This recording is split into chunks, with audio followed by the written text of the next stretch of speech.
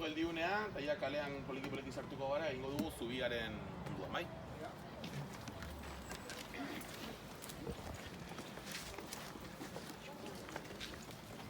Dizuedan bezala, hau zen garaibateko San Martin burgua, eta hemen zegoen zubi bat ditzen zela Puente de las Berzas edo, zedilarekin idatzita, eta zen bi burguen arteko lotura bat.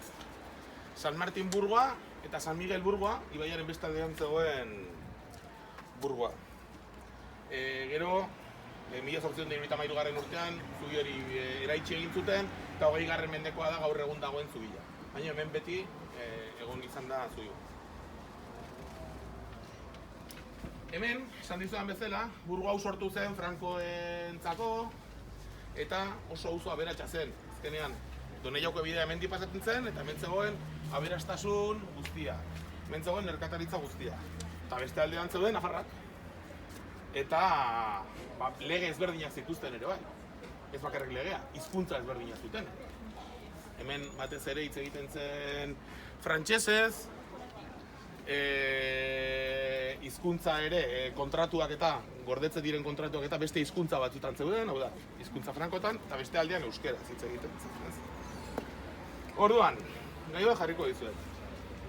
Zuek zarete adin beretsuko bi gazte eta zubiaren alde manatan bizi zarete. Kontuan hartu behar dugu, zeudela baita ere harresia. Burgo bat eta bestea banatzen, bai? Orduan, harresiak irikitzen zituztenean ikusten duzue bakarrik elkar. Urte askoan zehar ikusi duzu elkar, baina inoiz ez zarete elkarrekin egon. Inoiz ez duzu elkarrekin etzen. Julio, gaur goizan irten zara etxetik, eta saioa ibaiaren alde honetan aurkitu duzu. San Martin burgo hontan, pentsatu ze kalem, merkataritza eta garau eta alem. Hementxe bizi naiz ni eta bizi zale, gaur elkar topatuta ginen lehen bitalden, zer moduz bizi da hor zubiaz bestalden.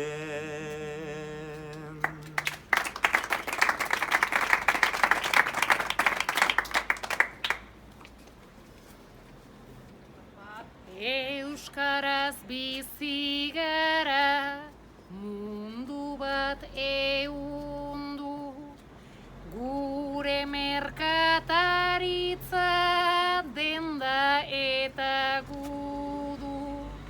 Hemen frankoak aske, ta horren seguru, batu egin nahi nituen segunduz segundu, pauso bakarra eman da albazen bi mundu.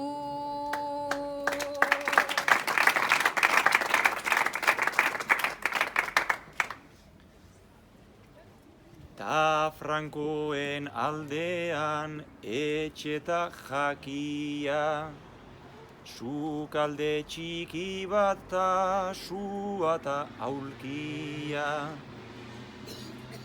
Etxean nik entzun dut ez erabakia, ta zuri galdetzeko gogoa dut ia. Benetan alzareten jende basatia.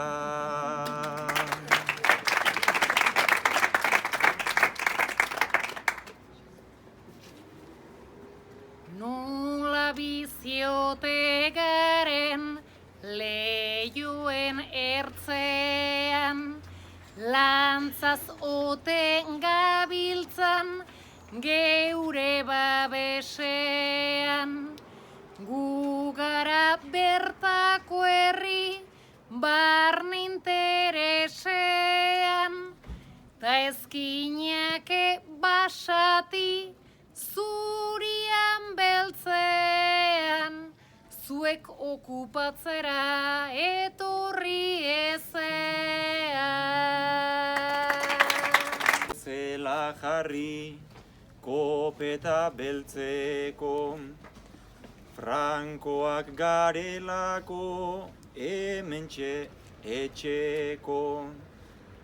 Zure hizkuntza daukat belarri ertzeko, ta oraintxe aukera zuri galdetzeko, balio aldi zuen elkar ulertzeko.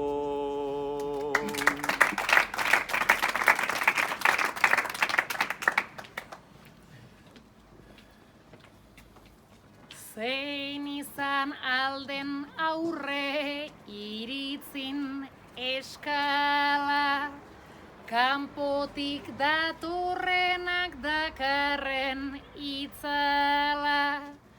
Euskara ote dugun gauza naturala, balio ote digun aibala, aibala, ba erraza da esaten zuenak bezala.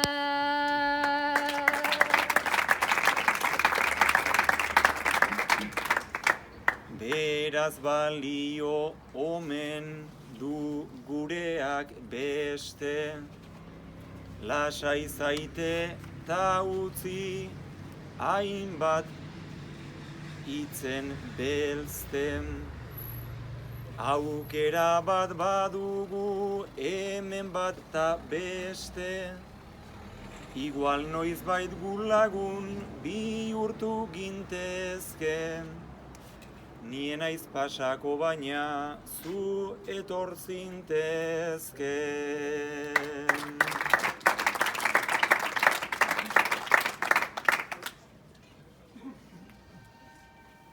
Kanpotarra ta baimen ematen gizona, hori da zure baitan sartua dagona. Ba ez dut traturik nahi, erantzun sakona, zeurtekin ikasi dut egia bat ona. Franko izena dunezer ez da inoiz ona.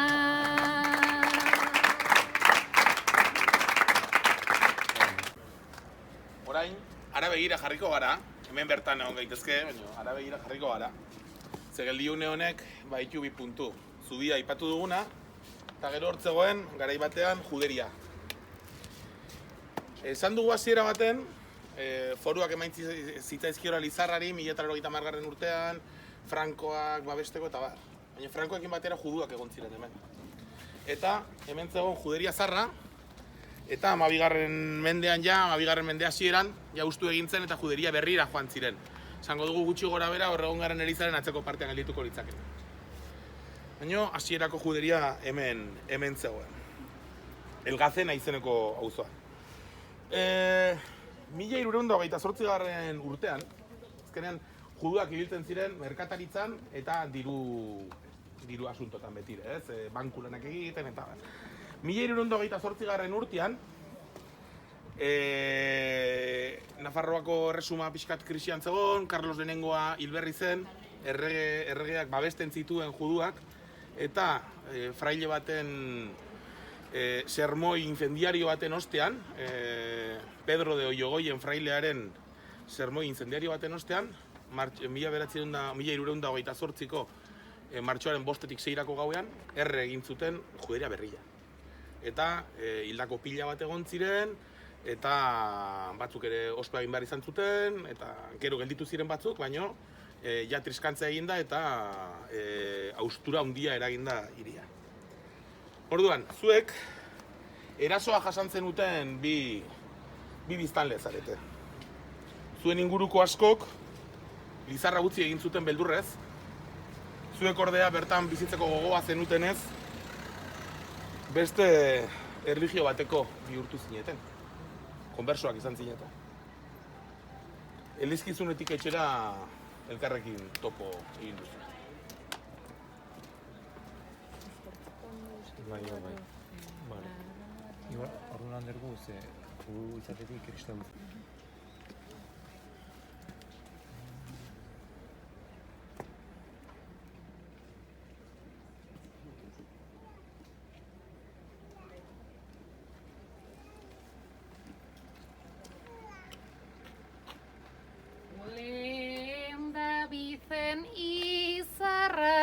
neukan, paparrean txiki niaino, aldiz gorroto sugarra nola, zabaldu zen gure gaino. Orain kristauatan gezurretan, aitortu egin behar daño. Nahiago baitut bizirik segi, suak akatzea baino.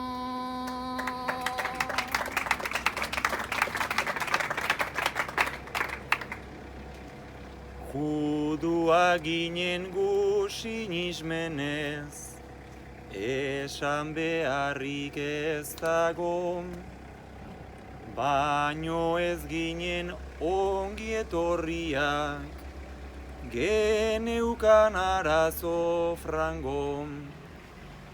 Ala beharrez kristauak gara, baino oso lasai nago. Fedea gauza ona da baina, bizitza dago lehenago.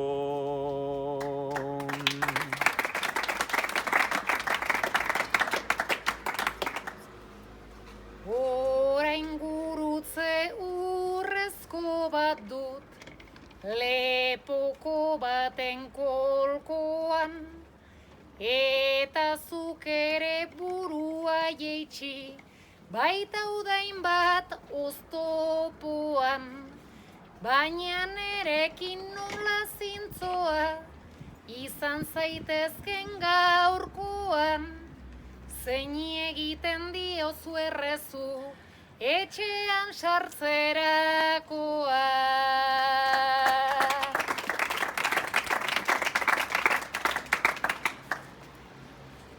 Ba sekretu bat kontatuko dut, ez bedi hemendik irten, zeren bestela pentsatu gero, ni ze konbertsotak irten. Izan judu zein izan kristaua, dauzkagu bi erabilpen. Oain ez diot inori errezatzen, lehen ere ez nun egiten.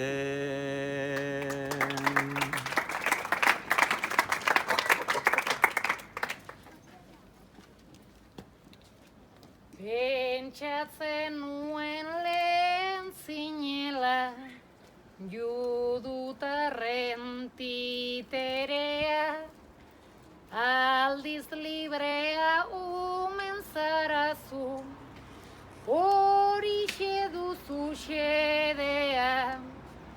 Ordun azaldu zertan zabiltzan, hemen bakoitzak berea, ez judutarra eta ez kristaua, zertan daukazu fedea.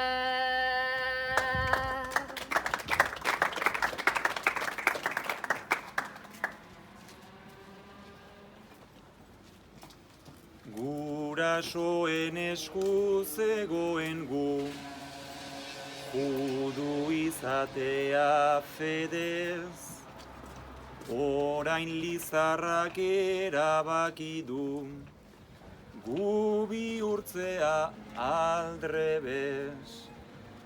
Beraz fedean zertan daukadan, galdetu baituzu berez, lehen gizakiarengan neukanta, igual oain hori ere.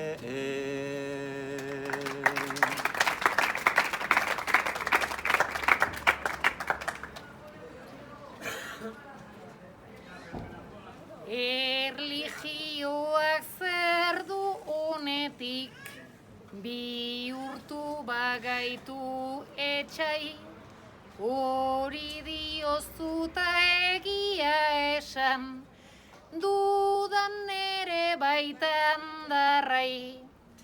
positiboki pentsatu ordea, aldela une batez, ai, elkartasuna daukazu eta akaso elkar ere bai.